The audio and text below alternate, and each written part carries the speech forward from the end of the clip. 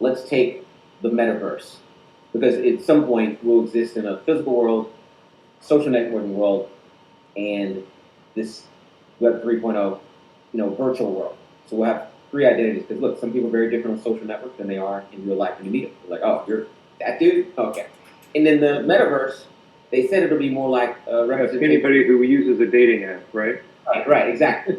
But in the metaverse, they say we'll be a better representation of our authentic self, our real self, because we'll be portraying very similar behaviors. But think about a brand and its mentality between three universes: the hardwired, social networking, flat digital universe, in person, and then in the metaverse where we can create whatever story we want. Like that's going to be very, very complex to think about how we present ourselves and how we are equally attractive. Or hey, we're not attractive in real life because we're boring, but in the metaverse, man, we do some sexy stuff.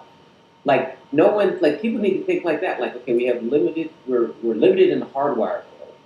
But here, we can be something very different to a community who will respect us for where we are there. And again, this visions of brand mentality is really what's going to come next in terms of brands thinking about it. And that's part of the pull between when we know where we are in person or in our physical stores and when we meet up as a company. Now digitally we got to be this, and now there's this Web 3.0, and what do they want there?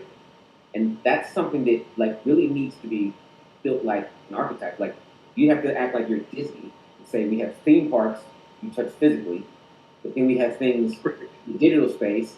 When we go into metaverse, are we the best of both those other two worlds, or we want to be something different because that community wants a different dimension they've never seen from us?